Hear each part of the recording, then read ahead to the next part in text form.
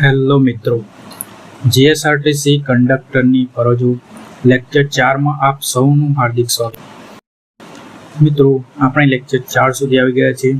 GSRTC કંડક્ટરની ફરજો અગાઉ આપણે લેક્ચર 3 લઈ લીધા છે, જેમાં નિગમની ફરજો, નિગમને લગતી માહિતી, લેક્ચર 1 અને લેક્ચર 2 આપણે લઈ લીધું છે.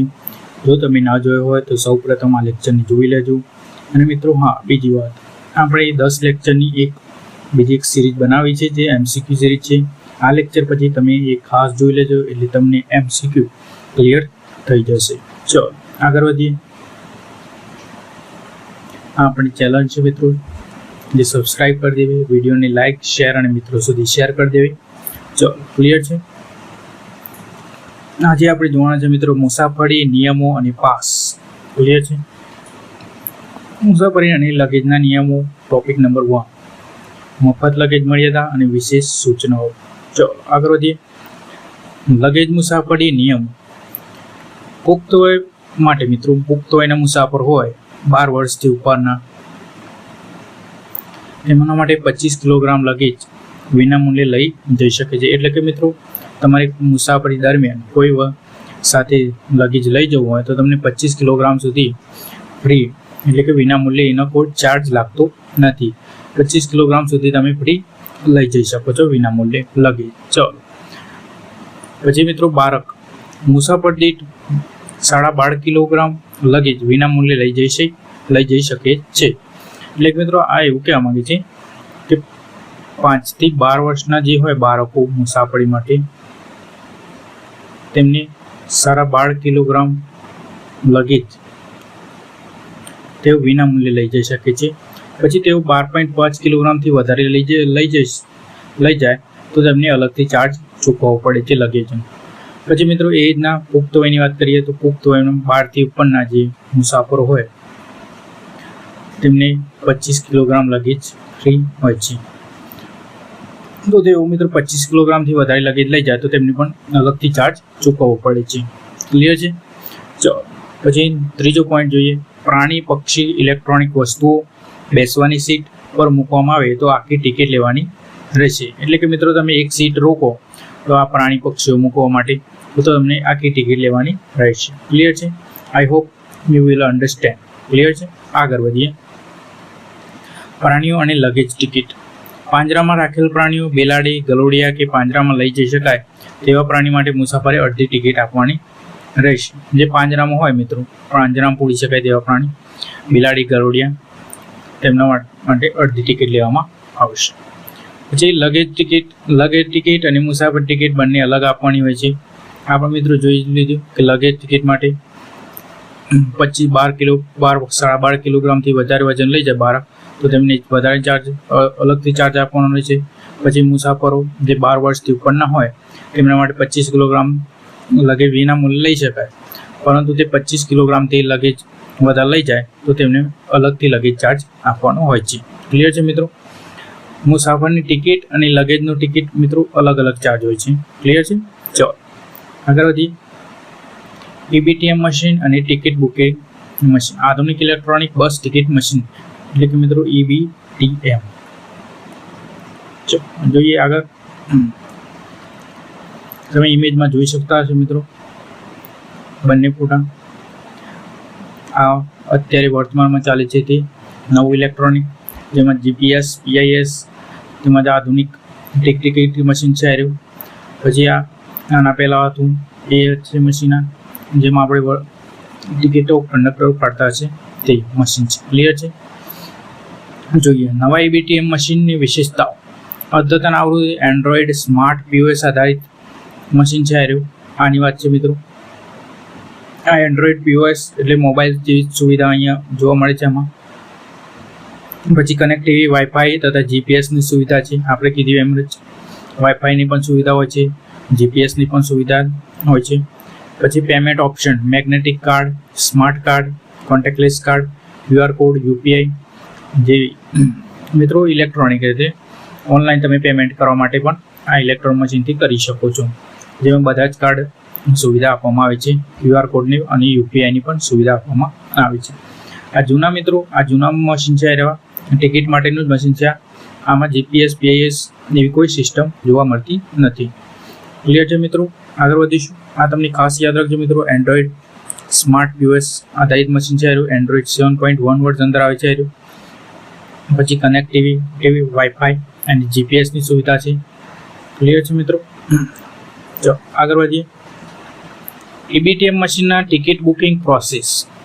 તો ટિકિટ બટનમાં ડી બટન દબાવો તો તમારી ટિકિટ પ્રોસેસ થાય છે.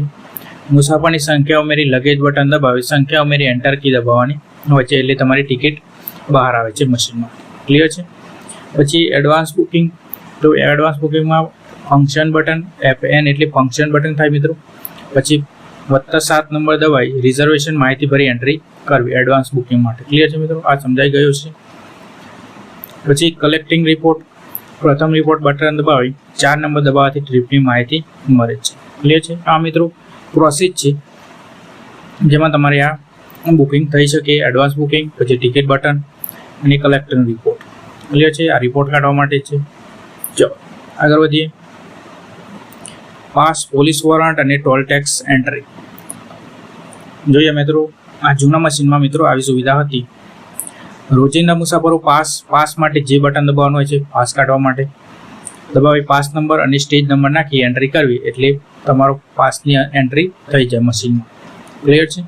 પછી જોઈએ police motor warrant function +1 number દબાવો તો તમારે મિત્રો પોલીસ મોટર વોરંટ નંબર એટલે કે મોટર વોરંટ જે રજિસ્ટર થાય છે. પહેલાં ડોક્યુમેન્ટ નંબર અને સ્ટેજ નંબર નાખવાનો હોય છે. ચલો જોઈએ આગળ. Topic number 3, toll tax entry.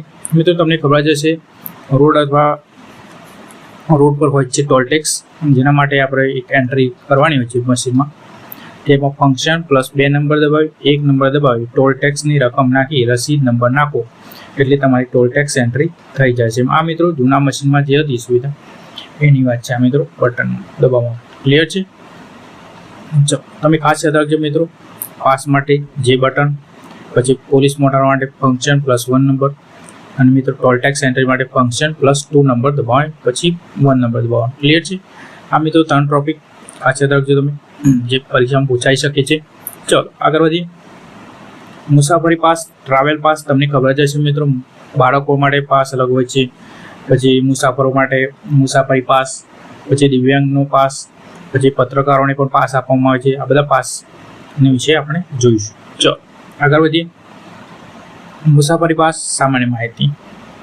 તો GSRTC પાસ સુવિધા દૈનિક મુસાફરોને પણ પાસ સુવિધા આપવામાં આવે છે. પછી વિદ્યાર્થીઓને તમે ખબર જ હશે મિત્રો અપડાઉન માટે, પછી ST નિગમના સભ્યોને પણ પાસ આપવામાં આવે છે, પછી પત્રકારોને, પછી દિવ્યાંગો મફત અથવા રાહત દરે પાસ આપવામાં આવે છે. આ મિત્રો તમને રોજિંદા જીવનમાં ખબર જ હશે, ઉપયોગ કરતા હશો. પછી જોઈએ મર્યાદા. આ પાસ ગુજરાતની હદ પૂરતા જ સીમિત હોય છે, એટલે કે મિત્રો તમે ગુજરાતની સીમા સુધી તમે સીમિત હોય છે. ક્લિયર છે મિત્રો? પછી તમારે મુંબઈ મહારાષ્ટ્રમાં જવું હોય તો તમારે પછી ત્યાં સુધી લાગુ પડે નહીં, એટલે કે ગુજરાતની હદ સુધી, એટલે ગુજરાતની સીમા સુધી જ હોય છે મર્યાદા. ક્લિયર છે? પછી તપાસ. કંડક્ટર પાસે ધરાવતા મુસાફરોનું ઓળખ કાર્ડ ચકાસી ટિકિટ મશીનમાં નોંધ કરવી. ક્લિયર છે મિત્રો? આ તપાસ કરવા માટે વિદ્યાર્થીઓને એક પાસ આપવામાં આવે છે, જેમને કે આઈડેન્ટિટી કાર્ડ, જે મિત્રો આગળ જોઈએ આપણે આવા પ્રકારનું હોય છે. એક પાસ આપવામાં આવે છે, તેની વાત કરી છે, જે ચકાસી ટિકિટ મશીનમાં નોંધ કરવાની હોય છે. ક્લિયર છે? ચલો આગળ વધીએ. વિદ્યાર્થી પાસ યોજના. મિત્રો પાસ આવું છે, એક આઈડેન્ટિટી કાર્ડ હોય છે, જેમાં ફોટો હોય છે, તમારું નેમ, બર્થ ડેટ, પછી સ્કૂલ કોલેજનું નામ, પછી વેલિડ એ કઈ તારીખ સુધી વેલિડ છે, પછી નીચે એક નંબર હોય છે 1 થી 30 સુધી. ક્લિયર છે મિત્રો? આવો પાસ જોવા મળે છે આપણે GSRTC બસ પાસ. ક્લિયર છે? ચલો જોઈએ રાહત. માન્ય શાળા કોલેજમાં ભણતા વિદ્યાર્થીઓની માસિક કે ત્રિમાસિક વિદ્યાર્થી પાસ હોય છે. તમને ખબર જ હશે મિત્રો, મહિનાનો કે વર્ષનો પાસ આપવામાં આવે છે. પછી રાહત દર. વિદ્યાર્થીઓને 82.5% રાહત આપવામાં આવે છે પાસમાં. આ મિત્રો તમે ખાસ યાદ રાખજો, આ પૂછાઈ ગયેલ છે MCQ. પછી ગ્રામ્ય વિસ્તારમાંથી આવતી વિદ્યાર્થીઓને 100% રાહત આપવામાં આવે છે, એટલે કે મિત્રો ગ્રામ્ય વિસ્તારમાંથી જે વિદ્યાર્થીઓ આવતી હોય તેમને મફત પાસ સુવિધા આપવામાં આવે છે. પછી મર્યાદા. દિવસ દરમિયાન માત્ર એકવાર આવવા જવા માટે વાપરી શકાશે, જાહેર રજા કે રવિવારે નહીં. એટલે કે મિત્રો રજા કે રવિવારે હોય તો તમને આ પાસ ઉપયોગમાં લેવાશે નહીં. ક્લિયર છે મિત્રો. અને મુસાફરી માત્ર એકવાર એટલે કે જવા અને આવવા માટે જ વાપરી શકાય છે. આ મિત્રો મર્યાદા છે પાસ. ક્લિયર છે. પછી આ રાહત દર 82.5% રાહત આપવામાં આવે છે વિદ્યાર્થીઓને. પછી આ બીજો પોઈન્ટ ખાસ યાદ રાખજો તમે, ગ્રામ્ય વિસ્તારમાંથી આવતી વિદ્યાર્થીનીઓને મિત્રો 100% રાહત આપવામાં આવે છે. ક્લિયર છે. ચાલો આ બે પોઈન્ટ ખાસ યાદ રાખજો તમે. ચાલો આગળ વધીએ. વિદ્યાર્થી કનેક્શન અને અન્ય પાસ. કનેક્શન પાસ રમતોત્સવ, શૈક્ષણિક મહોત્સવમાં ભાગ લેતા વિદ્યાર્થીઓને 50% રાહત આપવામાં આવે છે. ક્લિયર છે. જે રમતોત્સવ અથવા શૈક્ષણિક મહોત્સવમાં ભાગ લેતા હોય વિદ્યાર્થીઓ એમને 50% દરે રાહત ટિકિટ આપવામાં આવે છે. પછી અન્ય રાજ્ય પાસ. ગુજરાત સમાજ સંચાલિત અન્ય રાજ્યના વિદ્યાર્થીઓને ગુજરાતમાં મુસાફરી માટે 25% રાહત આપવામાં આવે છે. એટલે કે બહારના વિદ્યાર્થીઓ જો ગુજરાતમાં મુસાફરી કરતા હોય તો 25% રાહત આપવામાં આવે છે. ક્લિયર છે. આ મિત્રો અન્ય છે, એ તમે સુધારી લેજો. ચાલો આગળ વધીશું. પેસેન્જર પાસ યોજના શરૂઆત નિયમિત મુસાફર માટે 2016થી શરૂ કરવામાં આવી. આ પેસેન્જર પાસ સુવિધા 15 દિવસનું મુસાફરીનું ભાડું ચૂકવી 30 દિવસ મુસાફરી કરી શકો છો. આ મિત્રો બસમાં લગાવેલું જ હોય છે બોર્ડ, તમે જોઈ જશે. પછી નિયમો પાસ ખોવાય કે બગડી જાય તો નવા નાણાં કઢાવવા પડે છે. અન્ય વ્યક્તિ ઉપયોગ કરી શકે નહીં. આ મિત્રો એટલે કે આ લાઈને એવું કહેવા માગે છે કે તમારો પાસ બગડી ગયો હોય તો ખોવાઈ ગયો હોય તો તમે ફરીથી પૈસા ચૂકવી ફરીથી કઢાવવો પડે છે. પછી તમારો આ પાસ કોઈ બીજો વ્યક્તિ ઉપયોગ કરી શકે નહીં. ચલો આગળ વધીએ. પેસેન્જર પાસના 3 પ્રકાર છે. આગળ જોઈશું પાસના પ્રકાર. First, local bus pass. સામાન્ય રીતે ઓછા અંતરની અથવા લોકલ વિસ્તાર માટે સસ્તા દરે પાસ આપવામાં આવે છે. લોકલ બસ પાસ એટલે મિત્રો લોકલ બસમાં મુસાફરી કરવી હોય તેમના માટે આ પાસ ઉપયોગમાં આવે છે, ઓછા અંતરની મુસાફરી કરવા માટે. ક્લિયર છે. પછી એક્સપ્રેસ બસ પાસ, પૂર્વ નિર્ધારિત બસ સ્ટોપ પર રોકાતી ઝડપી સેવા માટે. એટલે કે મિત્રો એક સ્ટેશનથી બીજા સ્ટેશને જ રોકાતી હોય, એક્સપ્રેસ બસ પાસ કહે છે તેને. ક્લિયર છે મિત્રો. અને ઝડપી સેવા માટે એક્સપ્રેસ બસ પાસનો ઉપયોગ થાય છે. પછી ગુર્જરનગરી મિત્રો લાંબા અંતરની બસો માટે સુવિધા અને મોંઘા પાસ. આ બસમાં મિત્રો મોંઘા પાસ હોય છે ગુર્જરનગરી બસ પાસમાં, કેમ કે તેમાં એસીની સુવિધા પછી સારી સુવિધા આપવામાં આવે છે લાંબા અંતરની મુસાફરી માટે. એટલે કે મિત્રો આ પાસ બહુ મોંઘા હોય છે. ક્લિયર છે. આ 3 પાસ વિશે તમે ખાસ યાદ રાખજો મિત્રો. લોકલ બસમાં એટલે કે ઓછા અંતરની મુસાફરી કરવા હોય તો લોકલ બસ પાસ ઉપયોગમાં આવે છે. પછી એક્સપ્રેસ ઝડપી સુવિધા માટે, અને ગુર્જરનગરી જે લાંબા અંતરની મુસાફરી કરવા માટે ઉપયોગમાં આવે છે. ચાલો મને આશા છે કે તમને આ પોઈન્ટ સમજાઈ ગઈ હશે. ચાલો આગળ વધીએ. પત્રકાર, દિવ્યાંગ અને વિશેષ પાસ. પત્રકારો અને દિવ્યાંગ માટે વિશેષ યોજનાઓ. આ પાસ માટેની યોજનાઓ છે મિત્રો. જોઈએ.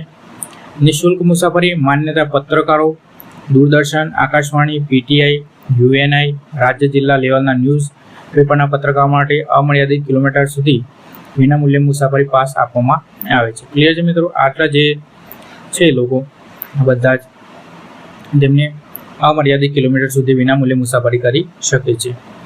તેમને એક્રેડિટેશન કાર્ડ મેળવવાની રજૂ કરવાનું હોય છે. આ તેમને આ કાર્ડ હોય જે બનાવીને જે કંડક્ટરની ટિકિટ લેતા હોય તેમને બતાવવાનું હોય છે. ક્લિયર છે. આ તમે યાદ રાખજો મિત્રો, આ પરીક્ષામાં પૂછાઈ ગયેલ છે એક્રેડિટેશન કાર્ડ. ચલો ક્લિયર છે પત્રકાર પાસ માટે. ચલો આગળ વધીએ.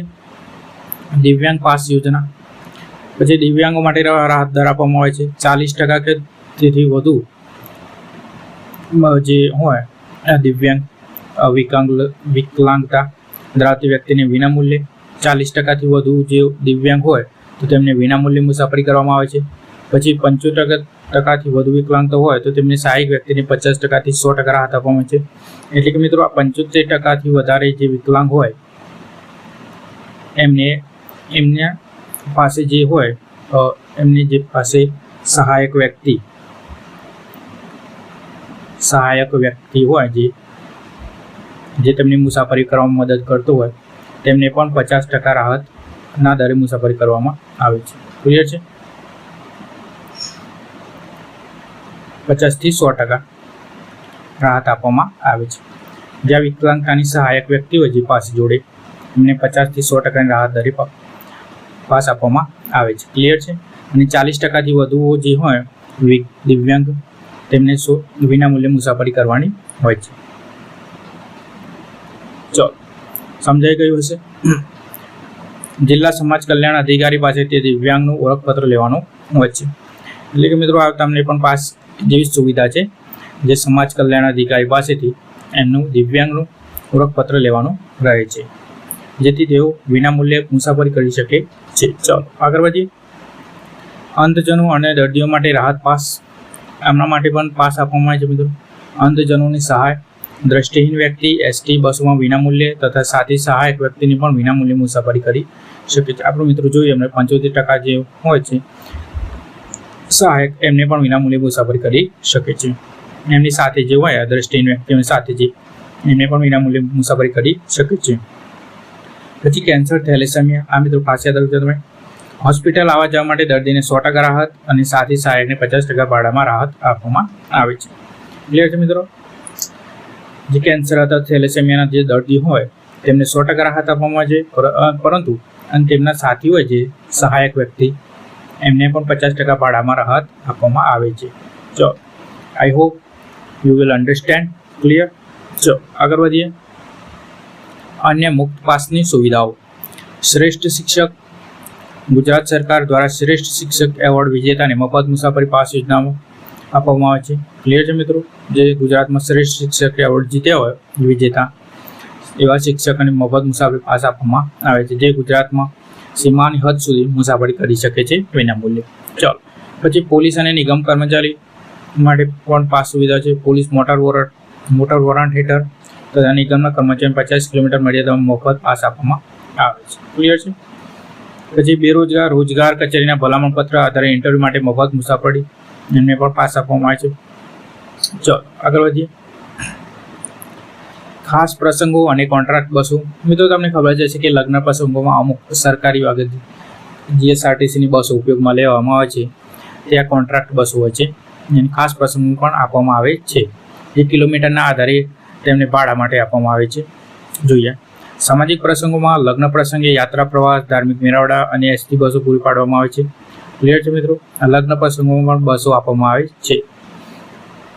અને યાત્રા પ્રવાસમાં જો તમારે એકથી વધારે મુસાફર હોય તો તમને યાત્રા પ્રવાસ માટે પણ બસ ફાળવવામાં આવે છે. અને મેળાવાડામાં તમને ખબર જ હશે મિત્રો, જેમ કે ઉદાહરણમાં અંબાજીમાં વધારે બસો ફાળવવામાં આવે છે મેળામાં વખતે.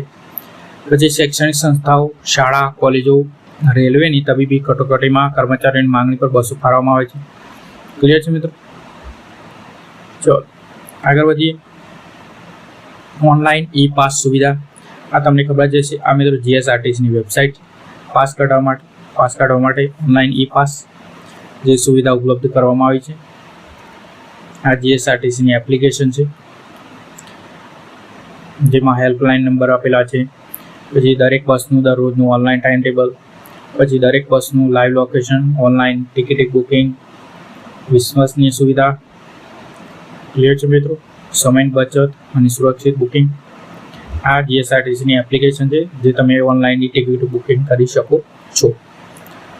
ચલો, અને એ પાસ પણ તમે હવે કાઢી શકો છો ઓનલાઈન. ચલો, આરટીઓ અને રાજ્ય કોડ, ડિસ્ટ્રિક્ટ કોડ, ગુજરાત વાહન નોંધણી નંબર કોડ. ચલો હવે મિત્રો જોઈશું આપણે રાજ્યનું નામ અને તેમાંના આરટીઓ કોડ.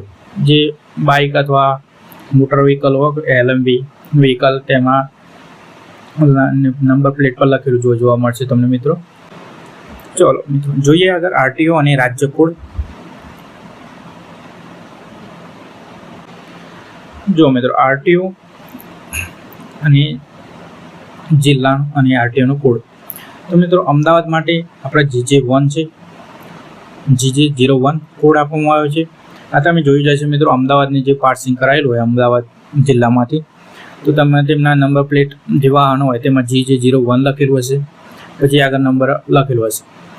પછી એ જ રીતના મહેસાણામાં જેમાં GJ02 લખેલું હશે.